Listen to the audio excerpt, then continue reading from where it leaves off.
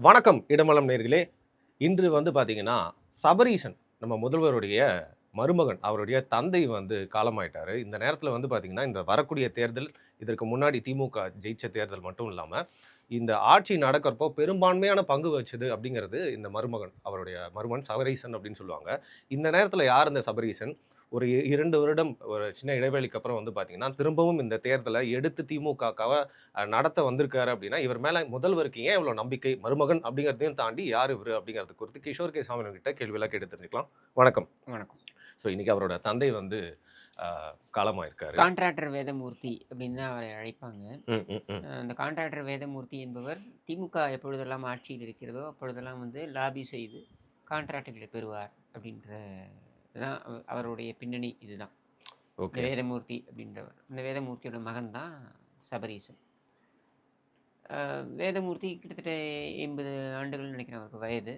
நேற்று நள்ளிரவு அவருக்கு திடீரென்று நெஞ்சு வலி ஏற்பட்டு அது கார்டியாக் அரெஸ்ட் ஆகி அவர் இறந்திருக்கிறார் அப்படின்னு நமக்கு தெரிய வருது. அவருடைய குடும்பத்திற்கு ஆழ்ந்த இரங்கல்.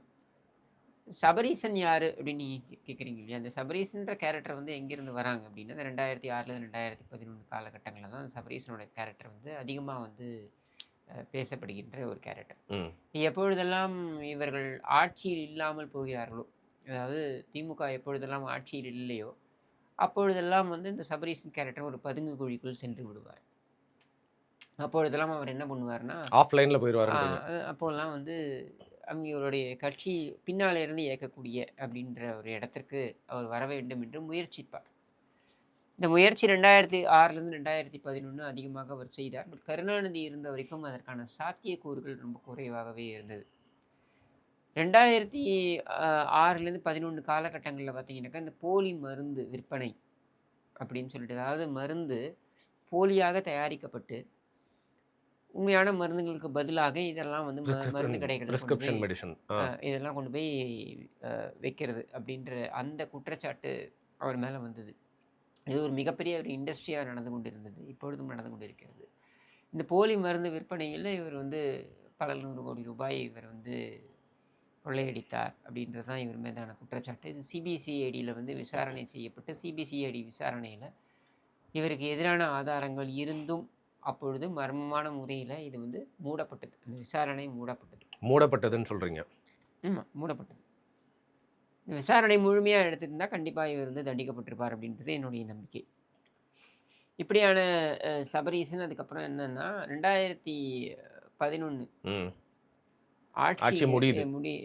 திமுகவுடைய ஆட்சி முடியுது. திமுகவுடைய ஆட்சி முடிஞ்சதுக்கப்புறம் பார்த்தீங்கன்னா, கருணாநிதி வயது மூப்பு காரணமாக 2013, 14 இந்த காலகட்டங்களில் கருணாநிதி வயது மூப்பு காரணமாக அவருடைய காக்னிட்டிவ் ஸ்கில்ஸ் அப்படின்னு சொல்லுவோம் இல்லையா, அது குறைந்து கொண்டே வருகின்ற அந்த தருணங்களில் தான் நீங்கள் பார்த்தீங்கன்னாக்க சபரீசன் அப்படின்றவர் முக்கியத்துவத்தை பெற ஆரம்பிக்கிறார். ஓகே.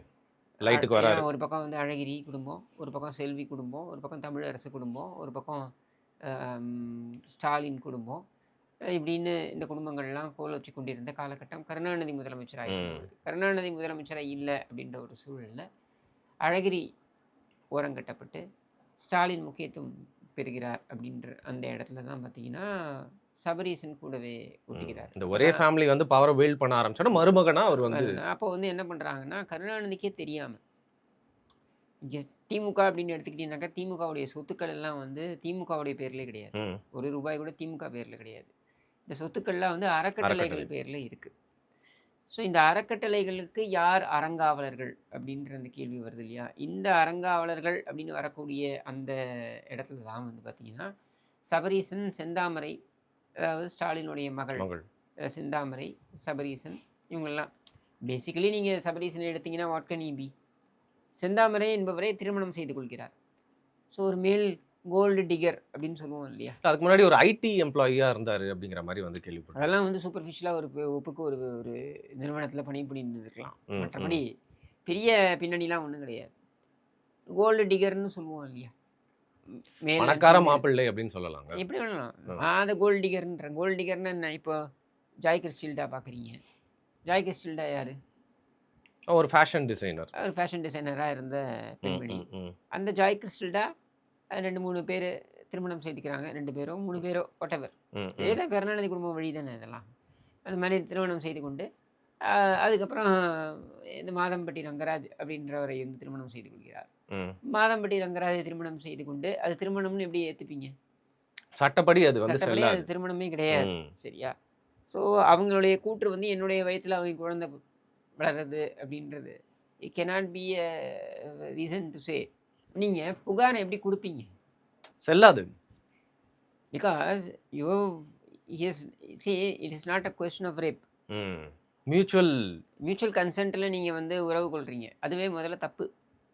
சரியா? ஏன்னா திருமணம் கடந்த உறவாக அது பார்க்கப்படும். ஆனா சரியா? சட்டப்படி அது வந்து இன்னைக்கு சட்ட எதுவும் பிரச்சனை இல்ல. ம். பிரச்சனை இல்ல. ஏன்னா, அந்த மனைவி அவங்க போய் கம்ப்ளைண்ட் ப்ரிஃபர் பண்ணல. அவங்க கம்ப்ளைண்ட் ப்ரிஃபர் பண்ணியிருந்தா, மாதம்பட்டி ரங்கராஜா இருக்கட்டும், இந்த பொம்பளையா இருக்கட்டும் 2 பேரும் உள்ள போயிருக்கணும். சரியா? பட் சபரீசனுக்கும் சிந்தாமணிக்கும் அப்படின்றது வந்து திருமணம் கடந்த உறவு கிடையாது. அவங்க ம். வந்து ப்ராப்பர்லி மேரிட். காதலித்தார்கள், திருமணம் செய்து கொண்டார்கள். இருந்தாலும் நோக்கம் என்னவா இருந்திருக்க முடியும் அப்படின்றத நான் பார்க்குறேன். ம். இல்லைன்னா கருணாநிதி குடும்பத்தோட உறவு வச்சுக்க வேண்டிய அவசியம் என்ன? பவர் இருக்குல்லங்க. அதுதான் ம். பவர், மணி. சரியா? இது ரொம்ப முக்கியமான ஆஸ்பெக்ட். ஸோ இந்த ஆஸ்பெக்டை மைண்டில் வச்சுக்கிட்டு மைட் ஹவ் ஒர்க் இஸ் வே அப்படின்றத நான் பார்க்குறேன். சரியா? இது எல்லாமே என்னுடைய கண்ணோட்டம். ம். அப்போ அவர் திருமணம் செய்து கொள்ளும் பொழுதே இந்த திட்டத்தை எல்லாம் அவர் வந்து மைண்டில் வச்சுட்டு தான் அவர் அதை பண்ணுறாரு. கருணாநிதி ஒரு ஒரு வெஜிடபிளாக மாறினதுக்கப்புறம் வெஜிடபிள்லாம் என்ன ஒரு அவளால தனக்குன்னு செயல்பட முடியல. செயல்பட முடியாது அப்படின்ற ஒரு நிலைக்கு போனதுக்கப்புறம் பார்த்தீங்கன்னாக்க இவங்க அந்த இதெல்லாம் மாற்றுறாங்க. ம். பவர் சென்டர்லாம் ஷிஃப்ட் ஆகுது. மாற்றுறாங்க எல்லாத்தையும் அவங்க பேருக்கு மாற்றுறாங்க. ஓகே. இந்த அறக்கட்டளைகளில் பழைய ஆட்கள்லாம் இருந்தாங்க. மறைந்த ஓய் நடராஜன் அறங்காவலர்கள். அறங்காவலர்களாக இருந்தாங்க. அதெல்லாம் மாற்றுறாங்க. மாற்றி இந்த குடும்பம் மொத்தமாக அதாவது கருணாநிதியுடைய ஆக்டோபஸ் குடும்பம், அந்த ஆக்டோபஸ் குடும்பத்திலிருந்து வளர்ந்த ஒரு குடும்பம், ஒரு பாக்டீரியாவிலேருந்து இன்னொரு பாக்டீரியா உருவாகிற மாதிரி இந்த பாக்டீரியா உருவாகி இந்த பாக்டீரியா இப்போ கோல் வச்சுது, கிளைத்தழுது. ம். சரியா? இந்த பாக்டீரியாவில் முக்கியமான ரோலை நமக்கு நாமே அப்படின்னு ஆமா, ஸ்டாலின் பெரிய பண்ணாரு. கேம்பெயின் பண்ணாங்க. 2014-15 முழுக்க முழுக்க சபரீசனை தனக்கு துணையாக இழுத்துக்கொண்ட நபர் தான் வந்து சுனில் அப்படின்ற ஆள். அந்த அவர் வந்து ஸ்ட்ராட்டஜிஸ்ட்னு சொல்லுவாங்களே. ஸ்ட்ராட்டஜிஸ்ட்னு சொல்லக்கூடிய ஆள். அவர் வந்து எங்கே இருந்தார்னா இவரோட பிரசாந்த் கிஷோரோட இருந்ததாக சொல்லப்பட்டது. சரியா? இந்த ஸ்ட்ராட்டஜிஸ்ட் அப்படின்ற அந்த வியாதியை வந்து இங்கே உள்ளுக்குள்ள தமிழக அரசியலில் புகுத்தியது யார் அப்படின்னு எடுத்தீங்கன்னாக்க ம். சபரீசன். ஓ, இவரு தானே ஃபர்ஸ்ட் அந்த ஐபேக் இந்த அந்த மாதிரி இவங்களெல்லாம் வந்து கொண்டு வந்து நீ எப்படி ஜெயிப்ப? நீ ம். மக்கள் செல்வாக்கில் ஜெயிக்கணும். கருணாநிதி செல்வி ஜெயலலிதா கோல் வச்சு கொண்டிருந்த பொழுது அது மக்கள் செல்வாக்கு. ஒன்று கருணாநிதி ஜெயிப்பார், இல்லை செல்வி ஜெயலலிதா ஜெயிப்பாங்க. மாறி மாறி இவர்கள் ஜெயித்து கொண்டு வந்தார்கள். சரியா? அதுக்கு நீங்கள் அரசியலில் முழுமையாக உங்களை ம். இருந்திருக்கணும். இப்போ இவங்க என்ன முடிவு பண்ணுறாங்கன்னா, மோடி எப்படி வந்தார் பாருங்க. ஒரு கேம்பெயின். 2014 மோடி தன்னை முன்னிறுத்தி ஒரு ஒரு கேம்பெயின் பிராண்ட். பண்ணாங்க. அதுக்கு வந்து ஒரு பிராண்டு பண்ணாங்க. நமோ. அதுக்கு வந்து பார்த்தீங்கன்னாக்கா ஒரு நீ நிறைய பேர் அந்த சமயத்தில் பார்த்தீங்கன்னா எங்கிட்டே வந்து பேசுவாங்க. எங்கேயாவது ஏதாவது வெளில போனோம்னா ம், எங்கன்னா, ம், ம். வணக்கம் நான் நமோ டீ கடைக்காரன் அப்படின்னு சொல்லி வந்து பேசுவாங்க. சீரியஸா? அது மாதிரி பேசுவாங்க. சரியா? இந்த இந்த இந்த பிராண்டிங் அண்ட் இந்த ப்ரொஜெக்ஷன் இருக்கு இல்லையா, பிஜேபி வந்து அது முழுமையாக கொண்டு பண்ணாங்க. போனாங்க. அண்ட் ஒர்க்ட் அவுட் ஆல்சோ இல்ல. சோஷியல் மீடியா ஒரு பெரிய லெவலில் அவங்க ம், எடுத்துகிட்டு ம். போனாங்க. So they were able to take that forward. But there were so many other factors. எடுத்து பார்த்தீங்கன்னாக்க இந்த ஃபேக்டர் தான் ஜெயிக்கிறதுக்கு காங்கிரஸ் மேல இருக்க வெறுப்பு, சலிப்பு. காங்கிரஸ் மேலே இருந்த வெறுப்பு ஒன்று. ரெண்டாவது காங்கிரஸ் முன்னெடுத்த அரசியல் இருக்கு இல்லையா, அந்த அரசியலை வந்து புறக்கணித்து மாற்று அரசியலை பாஜக கொண்டு வந்த பொழுது அதை மோடியால் பிராண்ட் பண்ணி கொண்டு போக முடியும். ம். ஸோ அது வந்து அடுத்தது ஓபிசி பாலிடிக்ஸ் அது மாறிச்சு. சரியா? இப்போ அந்த பாலிடிக்ஸ்னால தான் ஜெயிச்சாங்க. அது வேற ஒரு discussion will have it for a சரி. different day. ஓகே. சபரீசன் அப்படின்ற நபர் நீங்க எடுத்துக்கிட்டீங்கன்னாக்க இவர் தான் தேர்தல் அந்த ஸ்ட்ராட்டஜிஸ்ட உள்ள கொண்டு வந்தாருன்றீங்க. சோ சுனிலை நீங்க கொண்டு சொல்றது வந்தா அந்த அவங்க வந்து பிரசாந்த் கிஷோருக்கு OMG முன்னாடியே சுனில கொண்டு வந்தது சொல்றீங்க. அந்த நமக்கு நாம டைம்லயே அவர் தான் ஃபர்ஸ்ட் உள்ள அவர் தான் கொண்டு. கொண்டு வந்தார். ஓஎம்ஜின்னு ஒரு நிறுவனம். அந்த ஓகே. ஓஎம்ஜி நிறுவனத்தில் பார்த்தீங்கன்னா இந்த பிரசாந்த் கிஷோர் மாதிரி அவர் எப்படி ஐபேக் வச்சிருந்தாரோ ஆமா. அந்த மாதிரி இவங்க ஒரு நிறுவனத்தை கொண்டு வந்து அந்த நிறுவனம் வந்து இந்த ஃபுல் கேம்பெயினை ஹேண்டில் பண்ணாங்க. திமுகவோட கேம்பெயினை. இன்ஃபேக்ட் 2016 தேர்தலுடைய அந்த கணக்கு வழக்குகளை போய் நீங்கள் எடுத்து பார்த்தீங்கன்னாக்கா தேர்தல் ஆணையத்துக்கு கொடுப்பாங்க இல்லையா, அதில் நீங்கள் எடுத்து பார்த்தீங்கன்னா கிட்டத்தட்ட 100 கோடி ரூபாயை வந்து ம். அவங்க ஓஎம்ஜிக்கு கொடுத்துருப்பாங்க. இது கட்சி வந்து ஓஎம்ஜி கொடுத்துருப்பாங்க. அதை வந்து நம்ம வந்து பாயிண்ட் அவுட் பண்ணோம். இது ரொம்ப தவறு அப்படின்னு சொல்லி. ஏன் தவறு அப்படின்னா, ஒரு கட்சி அதோடைய கேம்பெயினை அந்த கட்சியுடைய தலைவருடைய குடும்பத்தில் இருக்கக்கூடிய ஒரு ஏஜென்சிக்கே கொடுக்குது. ம். அப்படின்றது. இது அந்த கட்சியோட விதிமுறைகளுக்கே எதிரானது.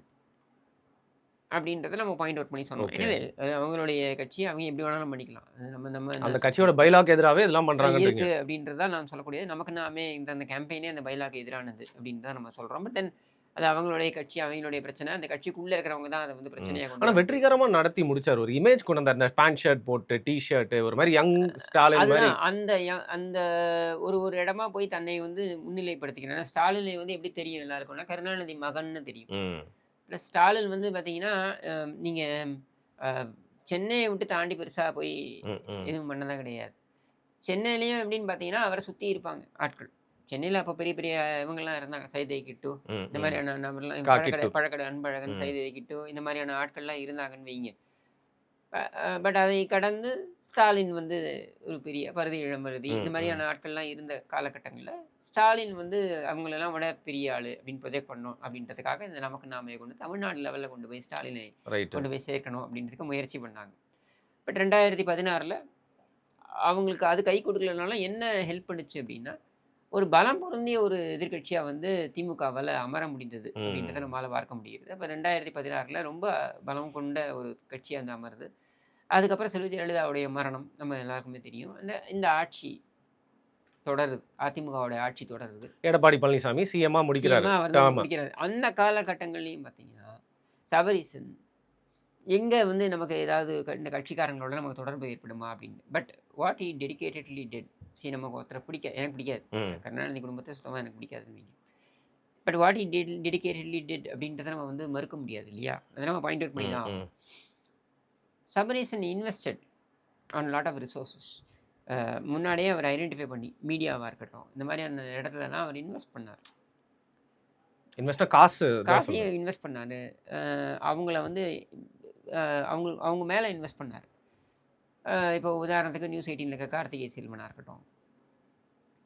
அந்த மாதிரி நபர்கள்லாம் ஒரு மீடியா ஹவுஸ்லயும் தன்னுடைய ஆட்களை உள்ளே நுழைப்பது. நீங்க ஓப்பனா இந்த உடைச்சிட்டீங்க. மாதிரியான அவர்லாம் வந்து நியூட்ரல் ஜர்னலிஸ்ட்னு நினைச்சேன் நான். அதெல்லாம் ஒண்ணும் கிடையாது. இவங்கலாம் வந்து இவங்கலாம் இவருடைய பே ஸ்கேல்ல இருக்கக்கூடிய இன்வெஸ்டா இல்ல இம்ப்ளான்ட்டான்னு தெரியல. ம். இவருடைய பே ஸ்கேல்ல ஹி ம். Hmm. Invested hmm. On them okay. Okay. By implanting them இப்படி புரியுது. எடுத்துக்கலாம் நீங்க. சரியா? இந்த மாதிரியான நபர்கள் எல்லாம் அவரு இது பண்றாரு. அண்ட் அந்த ஸ்டாலின் பற்றிய ட்ரோல்ஸ் அதிகமா ஆமா. சோஷியல் மீடியால போற அந்த காலகட்டம் அது. அப்படின்னும் பொழுது ஸ்டாலினை வந்து நம்ம வந்து ரீபிராண்ட் பண்ணணும் அப்படின்ற ஒரு நிலை வருது. இந்த ரீபிராண்ட் பண்ணணும் அப்படின்னும் பொழுது தான் அவங்க என்ன பண்ணுறாங்க, போய் பிரசாந்த் கிஷோரை பார்த்து பேசுகிறாங்க. அப்போ பிரசாந்த் கிஷோர் அதிமுக பேசிக்கிட்டு இருக்காரு. அவங்களுக்காக ஒர்க் பண்ணலாம் அப்படின்னு. ஒர்க் பண்ண ஆரம்பிச்சிட்டார். ம். ஒரு 2 ஸ்கெடியூலோ என்னமோ ஆரம்பிச்சிட்டார். அப்போ அவங்க கூப்பிட்டு பேசுகிறாங்க. அப்போ தான் எடப்பாடியார் என்ன சொல்கிறாரு, நீங்கள் இவரை போய் பார்த்தீங்களா சபரீஷன்? ஏன்னா இன்டெலிஜென்ஸோட இன்ஃபர்மேஷன் அவர் சரி. போகுது. அப்போ அவர் சொல்ல இது சரிப்பட்டு வராது. ஒன்று எனக்கு நீ ஒர்க் பண்ணலாம், இல்லை நீ வந்து அவங்களுக்கு ஒர்க் பண்ணலாம். வேணாப்பா. நீ இங்கேயே இருந்து அங்கேயே இருந்து இது பண்ணுறது வந்து செட் ஆகாது அப்படின்ட்டு தான் கட் பண்ணிடுறாரு. அவர் கட் பண்ணதுக்கப்புறம் தான் முழுமையாக பிரசாந்த் கிஷோர் அங்கே டிஎம்கேக்கு ஒர்க் பண்றாரு. டிஎம்கே ஒர்க் பண்ண ஆரம்பிக்கிறாரு. அது முடிஞ்சிருது. அந்த சமயத்திலே பார்த்தீங்கன்னாக்கா நிறைய சாதி சங்கங்களெல்லாம் கூட்டு பேசுறது, ம். முக்கியமாக இந்த வேளாளர் சங்கங்களை எல்லாம் கூட்டு பேசுறது, இந்த வேலையெல்லாம் வந்து சபரீசன் செஞ்சாப்புல பிகாஸ் ஈஸ் முதலியார் அவருடைய சமூகத்தை ஒன்றிணைக்கிறாப்ல திமுக. சில அட்டெம்ப்ட் எல்லாம் பண்ணாப்புல. அண்ட் அங்கே ஜெகன் ஏன்னா இவங்களுக்கு ஃபண்டு பண்ணுறதுக்கு தேவைப்பட்டது ஒரு ஏவாவேலு மட்டும்தான் இருந்தார் ஃபண்டிங்க்கு. மற்றவங்க யாரும் ஆக்சுவலி ஃப்ரண்ட்டில் வந்து ஃபண்டு பண்ணல அந்த டைமில். நான் சொல்கிறது 2021 தேர்தலுக்கு முன்னாடி 19, 21 இந்த 2 தேர்தலுக்கு ஃபண்டிங் ஜாஸ்தி தேவைப்பட்டது. அது ஃபண்டு பண்ணலை யாரும் பெருசாக. ஃபண்டு பண்ணாத போது ஜெகன் மோகனை கொண்டு வந்து ஃபண்டு பண்ண வச்சது. இதெல்லாம் சபரீசன் செய்த நெட்வொர்க்கிங் வேலைகள். சரியா? டெல்லியில் தனக்கான ஒரு இடத்த பிடிக்கணுன்றதுக்கு கொஞ்சம் ஒர்க்கும் அவர் பண்ணார். பட் தென் கனிமொழியோடைய நெட்வொர்க்கிங்கை வந்து அவரால் பிரேக் பண்ண முடியல அப்படின்றதும் உண்மை.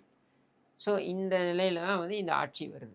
இந்த ஆட்சி 2021 வந்தோடனே என்ன பண்ணுறாப்புலன்னா, செக்ரட்டேரியட்டில் போயிட்டு சிஎம் உடைய ரூமில் சிஎம்க்கு பின்னால் நின்றுக்கிட்டு ஒரு ஃபோட்டோ. ஆமாம், ரொம்ப ஃபேமஸ். அது வந்து என்னென்னா, அவர் வந்து சிஎம் உடைய மருமகன். அதனால் அவர் வந்து அந்த மாதிரி இருக்கிறதுல ஒன்றும் தப்பு கிடையாது. பட் சிஎம் உடைய பின்னால் அஃபிஷியலான ஆஃபீஸ்க்கு பின்னாடி அவங்களுடைய தமிழ்நாட்டுடைய அரசாங்கத்துடைய அஃபிஷியல் வெளியீடு பப்ளிகேஷனில் கொண்டு வராரு. அப்போ என்ன ஆயிடுது, எஸ்டாப்ளிஷ் ஆகுது that Sabareesan is the man ஒரு ஒரு ஃபேஸ் அப்படின்னு. Is the man who is running the show அப்படின்றத காமிக்கணுன்றதுக்காக. இது மட்டும் இல்லாம 2019 அவர் என்ன பண்றாருன்னா, இந்த எதிர்க்கட்சிகளுக்கெல்லாம் நெறைய காச வந்து ஃபண்ட் பண்றாரு. ஓகே. இப்ப திருமாவளவனுக்குலாம் நெறைய ஃபண்ட் பண்றாரு. சரியா? ஸோ அந்த ஃபண்டிங் வந்து என்னன்னா, அவங்கள வந்து இன்னும் நெருக்கமாக்குது. ம். சரி இவங்க வாரி இறைக்கிறாங்க அப்படின்னு, இன்க்ளூடிங் கம்யூனிஸ்ட். ஸோ இந்த அதுவும் செகண்ட் லைன் லீடர்ஸ் எல்லாத்தையும் பிடிச்சு அவங்களுக்கு ஃபண்ட் பண்றதுனால, அவங்க வந்து இன்டைரக்ட்டா அந்த கட்சிய கண்ட்ரோல் அவங்க பண்றாங்க. வந்து என்ன பண்றாங்கன்னா, அதான் as you rightly said, he is indirectly controlling that party. இங்க ஒரு விஷயம் நான் வந்து இன்டரப்ட் பண்றதுக்கு, என்னன்னா இந்த ரீபிராண்டிங் பண்ணாரு ஸ்டாலின்னு சொன்னீங்க. அதுல நம்ம நெறைய ஹியூமரஸான கான்வர்சேஷன்ஸும் வச்சிருக்கோம். நெறைய ட்ரால்லாம் பண்ணியிருக்கோம். But when we talk serious, அது சீரியஸ் ஆங்கிள்ல தான் நான் கேட்கிறேன். அவர ரீபிராண்ட் பண்ணதுனா, அவரோட நியூ லுக் எல்லாமே குடுத்து அந்த 2021க்கு முன்னாடி அதுலயும் ஒரு சபரீஷனோட பங்கு இருக்கோ? அதுலயும் அவருடைய பங்கு இருந்திருக்கும். சி அது அவருடைய பங்கு இல்லாமலாம் இருந்திருக்காது. அவருடைய சிகை அலங்காரம், நீங்க அவருடைய எல்லாமே. சபரீஷன்ற கேரக்டர எடுத்துக்கிட்டீங்கன்னா, he is not a party man. Hmm. அவர் ஒண்ணும் கட்சிக்காரர் கிடையாது. Corporate person. சரியா? He is more from that angle, அந்த பெர்ஸ்பெக்டிவ்ல இருந்தா. ஆனா ஒரு ஆம்பிஷியஸ் பர்சனாலிட்டி. ம். சரியா? இப்ப நீங்க திமுக, அதிமுக இதோடைய தலைவர்கள், இதுவரைக்கும் வந்த தலைவர்கள் நீங்க எடுத்து பார்த்தீங்கன்னா, எம்ஜிஆர்லேருந்து ஆரம்பிச்சு எம்ஜிஆர், செல்வி ஜெயலலிதா, எடப்பாடி பழனிசாமி இவங்கெல்லாம் எடுத்து பார்த்தீங்கன்னா, இவங்க பார்ட்டி ஒர்க் பண்ணி மேல வந்தவங்க. சரி. சரியா? எம்ஜிஆர் வந்து திமுகல காங்கிரஸ்ல இருந்தார். திமுகவுக்கு வந்தார். திமுகல அவர் வந்து ஒர்க் பண்ணாரு. ஒர்க் பண்ணி மேல வந்தவர். ம், ம். செல்வி ஜெயலலிதாவும் அப்படிதான். இவர் எடப்பாடி பழனிசாமின்னு எடுத்தீங்கன்னா, அவர்லாம் வந்து ஒரு பார்ட்டி ஒர்க்கர். இவங்களாவது தலைவர்களா வந்தாங்க. அவர் தலைவர் கிடையாது. ஒர்க்கரா வந்தவர். இன்னி வரைக்கும் ஒர்க்கர் மாரி தான் அவரை நினைத்துக் கொண்டு செயல்படுறாரு. சரி. சரியா? அதேதான் கருணாநிதி எடுத்துக்கோங்க, ஸ்டாலின் எடுத்துக்கோங்க. இவங்கலாம் பார்ட்டி ஒர்க் பண்ணி வந்தவங்க. இல்ல இந்த ரீபிராண்டிங் நல்ல விஷயம் தானே ஆக்சுவலா? அதுதான். அந்த அந்த ரீபிராண்டிங், அந்த சூப்பர்ஃபிஷியல்னது தேவைப்பட்டது. இப்ப எல்லாருக்குமே தேவைப்படுது. செல்வி ஜெயலலிதா அவர்களுடைய லுக்ஸ் எடுத்து பாருங்க. ஒரு எதிர்க்கட்சி தலைவரா இருந்த பொழுது பார்த்தீங்கன்னா, ஒரு வெள்ளை சேலை, அதுல ம். பார்டர் வந்து அதிமுகவுடைய கொடி இருக்கும். கொடி இருக்கும். அந்த அதிலேருந்து அப்படியே ட்ரான்ஸ்ஃபார்ம் ஆகுது. 91ல பார்த்தீங்கன்னாக்க, அந்த மேல ஒரு ஓவர் கோட் போட்டு வந்திருப்பாங்க. ம். அந்த ஒரு லுக். அது ஒரு ஃபேஸ். அந்த லுக்கு அத வந்து ஒரு ஒரு நெறைய விமர்சனத்திற்கு உள்ளானது. ரொம்ப இறுக்கமா அவங்க இருக்கா மாதிரியான ஒரு விமர்சனத்திற்கு உள்ளானது. அ அ அதுக்கு உடனே என்ன பண்ணிட்டாங்க, 96ல ஒரு தோல்வி. அந்த உடனே அவங்களுடைய நார்மல் சாரிய வந்து இப்படி இழுத்து இப்படி இது பண்ற மாரி ஒரு அப்புறம் வெறும் ஒரு வாட்ச் மட்டும் கட்டிப்பாங்க. அந்த மாரின்ற ஒரு இத கொண்டு வந்தாங்க. ஸோ இந்த லுக்ஸ் வந்து ஒரு ஒரு காலத்துக்கும் ஒரு ஒரு மாதிரி மாறுது. அதுக்கப்புறம் 2001, 2006ல அவங்க முதலமைச்சரா இருந்தபொழுது அந்த லுக் வேற மாரி இருக்கும். 2011ல அவங்களுடைய இது வேற மாரி இருக்கும். அது 2016 வரைக்கும் அது இருந்ததுன்னு நம்ம எடுத்துக்கலாம். ஸோ அவங்களுடைய தி வே தி ப்ரொஜெக்ட் ஸோ இதுல ஸ்டாலின் பழைய லுக்ல எப்படி இருந்தாருன்னே மறக்க வச்சுட்டாங்க. 2021 தேர்தல் அவர் வெற்றி எப்போ சொல்றேன். பிகாஸ் நீங்க ஸ்டாலின் என்ன, சரி அவரோட கட்சி பணியெல்லாம் விட்டுருங்க. மத்தபடி என்ன, ஸ்டாலின் ஒரு ரோட் சைடு பொறுக்கி. சரியா? இப்படிதான் அறியப்பட்டவர். சரியா? சென்னையில இருக்கக்கூடிய இந்த கேர்ல்ஸ் காலேஜ் முன்னாடிலாம் போய் பொறுக்கித்தனம் பண்ணிட்டு இருந்தவர் ஸ்டாலின். அப்படின்னு தான் அறியப்பட்டவர் ஸ்டாலின். ஸ்டாலினை பற்றிய இம்ப்ரெஷன் அதான், ஒப்பீனியன் அதான். சரியா? அண்ட் ஸ்டாலினுடைய பேச்சுக்களும் அப்படிதான் இருந்தது. மாதவிடாய் ரத்தம், என்னுடைய தந்தையிடம் வந்து விதவிக்கான ஊக்கத்தொகையை பெற்றுக்கொண்டு செல் அப்படின்னு, நீ ஒரு பிரதமர் கேட்டகரியில் இருக்கக்கூடியவங்களை பார்த்து, நீ அது ஒரு பெண்மணியை பார்த்து நீங்கள் அது சொல்கிறீங்கன்னா வேற என்னன்னு எடுத்துப்பீங்க? ஒரு பொறுக்கித்தனமான ஒரு பேச்சு. சரியா? ரொம்ப டீவியேட் ஆகி ஸ்டாலின் அவர்களை பத்தி போகுது. நான் சொல்கிறேன், அப்போ அந்த பொறுக்கி அப்படின்றதுலேருந்து ஸ்டாலினை மாற்றி நீங்கள் ஒரு ஸ்டேட்ஸ்மேனாக காமிக்கணும், ப்ரொஜெக்ட் பண்ணுன்றது ஒரு சேலஞ்ச். சரியா? அந்த சேலஞ்சை வந்து சபரீசன் எடுத்துக்கிட்டாருன்னு தான் சொல்லலாம். he was able to get that transformation. So நீங்க சொல்றீங்க அந்த ஆஃபீஸில் வந்து ஃபோட்டோ எடுத்துட்டாங்க. அதற்கப்புறம் ஒரு அதான் அந்த டிரான்ஸ்ஃபர்மேஷனால தான் அந்த ஃபோட்டோ எடுத்துக்கிட்டு he says I am the man who is running the government. ஸ்டாலின்கிட்ட போய் நீங்கள் அந்த சமயத்தில் யார் என்ன போய் எதுவும் சீனியர் அமைச்சர்கள்லாம் போனால் கூட எதுக்கு இருந்தாலும் மாப்பிள்ளை ஒரு வார்த்தை சொல்லிடுங்க அப்படின்னு சொல்லக்கூடிய அளவுக்கு தன்னை ப்ரொஜெக்ட் பண்ணிக்கிட்டாரு. So who is Sabareesan? சபரீசன்ற நபர் ஒரு இடத்துல இருந்து வராரு, ஒரு சாதாரண ஒரு பின்னணியிலேருந்து வந்து இந்த குடும்பத்துக்குள்ளே நுழைஞ்சு, இந்த குடும்பத்திலேயே வந்து குடும்பத்தின் மூலமாக இந்த கட்சியை கைப்பற்றி இந்த கட்சியிலே எல்லாத்தையும் முடிவு பண்ணக்கூடிய இடத்துக்கு வந்து நிற்கிறாரு. ரைட். இப்போ எனக்கு கடைசியாக ஒரு 3 பார்ட்டை மட்டும் எனக்கு சொல்லுங்கள். அதுதான் என்னோட கடைசி கேள்வி. இதில் வந்து பார்த்தீங்கன்னா பிடிஆருடைய ஆடியோ ஒன்று ரிலீஸ் ஆகுது. அதில் தான் வந்து பார்த்தீங்கன்னா உதயநிதி ஸ்டாலின் குறித்தும் சபரீசன் குறித்தும் அந்த 30,000 crores ரொம்ப ஃபேமஸாக அது. அதற்கப்புறம் சபரீசன் கொஞ்ச நாள் வந்து பார்த்தீங்கன்னா சபாட்டிக்கல் மாதிரி காணாம போறாரு. இப்போ தேர்தல் வருது. திருப்பி நீங்க ரீசர்ஃபேஸ் ஆகுறாரு. இங்க என்ன சபரீசனோட நடந்துச்சு இந்த 3 நீங்க இடத்துலயும் நிறைய அப்படின்னு சொல்லுங்க. அதுதான் சொல்றேன். நீங்க அதானியோட பேசுறதா இருக்கும், பேச்சுவார்த்தை நடத்துறதா இருக்கட்டும். பிஜேபியில டெல்லியில இப்ப ரூலிங் பார்ட்டி அவங்க தான் இல்லையா? ம். அங்க லாபி பண்றதா இருக்கட்டும். இது எல்லாமே அவர் வந்து சபரீசன் டஸ் இட். சரியா? காங்கிரஸ் கூட லாபியிங் பண்றத வந்து இன்னைக்கு பவர் இருக்கிறதுனால சபரீஸ்னால ஓரளவுக்கு பேச முடியுது. But then Kanimozhi is holding the hmm, hmm, ம், கிரவுண்ட் தேர். ம், பட் பிஜேபியோட பேசுறது அதானியோட ம், கரண் அதானியோட அவரோட ரிலேஷன்ஷிப்பாக இருக்கட்டும். இன்ஃபேக்ட் பார்த்தீங்கன்னா அதானிஸ் கேம் டு சென்னை. ம். அவங்க வந்து வராங்க ஏன்னா காட்டுப்பாக்கம் அவங்களுக்கு வந்து என்னன்னா அந்த காட்டுப்பள்ளி ஆமா, காட்டுப்பள்ளி துறைமுகம். காட்டுப்பள்ளி துறைமுகம் காட்டுப்பள்ளி துறைமுகம் வந்து எல்என்டிடிஓ இருந்தது. அதை வந்து அதானி வாங்கிக்கிறாங்க. ஓகே. அந்த காட்டுப்பள்ளியிலேருந்து இந்த பக்கம் பரந்தூர். ஓகே. ம். இது வந்து துறைமுகம். இது வந்து சர்வதேச விமான நிலையம். இந்த 2த்துக்கும் இடையே லாஜிஸ்டிக்ஸ் அப்படின்றதுக்கான அக்விசிஷன்ஸ். சரி. இது இது ஒரு காரிடோர் மாரி. இந்த காட்டுப்பள்ளி டு திஸ் விமான நிலையம். ஒரு இவங்க செயின் வந்து லிங்க் எல்லாம் பண்ணணும் அது. அப்படின்னு ஆமா. பார்க்குறாங்க. அப்போ என்னன்னா விமான நிலையம் இவங்களோட கண்ட்ரோல்ல இருக்கும். அதானியோட ம். கண்ட்ரோல்ல இருக்கும். இந்த போர்ட்டும் அவங்களோட கண்ட்ரோல்ல இருக்கும். அப்படின்னும் பொழுது ஃபுல் பவர் மிகப்பெரிய அளவுல வந்து ஈல்ட் பண்ணலாம். லாஜிஸ்டிக்ஸ்ல இவங்களுக்கு வந்து வீல்டு பண்ணலான்றதுக்காக இதுல வந்து சபரீஸ்ல தான் கூட்டு வராங்க. ம். அதானி சபரீஸ்ல தான் கூட்டு வராங்க. சபரீஸ்னா காரை விட்டு போறாரு. காட்டுப்பள்ளியை போய் பார்க்குறாங்க. இதை போய் பார்க்குறாங்க. பரந்தூரை போய் பார்க்குறாங்க. பார்த்துட்டு அதுக்கப்புறம் கிளம்பி போகிறாங்க. 600 கோடி ரூபாய் இவங்க பார்த்துக்கிட்டு இருக்கும்போதே ட்ரான்ஸ்ஃபர் பண்ணுறாங்க இவங்க. சரியா? இதெல்லாம் வந்து இந்த குடும்பத்துக்கு ஸ்டாலின் குடும்பத்துக்கு பணம்னா என்ன வேணாலும் பண்ணுவாங்கல்ல. அந்த மாதிரியான ஒரு குடும்பம் தானே இது. ஸோ 680 கோடி ரூபாய் சும்மா வருது. இவர் கார் ஓட்டிட்டு டிரைவர் வேலை தான் பார்த்தாரு. இவர் இங்கேருந்து கார் ஓட்டிட்டு போகிறாரு. ஆனால் 680 கோடி ரூபாய் இங்கே வந்து விழுதுனாக்கா இவங்களுக்குலாம் ஒரு பெருமை உள்ள விஷயம் தானே. இது திருட்டு பணம். நம்ம திருட்டு பணத்தை எடுத்து வச்சுக்கிறோன்ற பற்றி கூச்ச நாச்சம்லாம் இருக்காது ம், இல்லையா? ம்.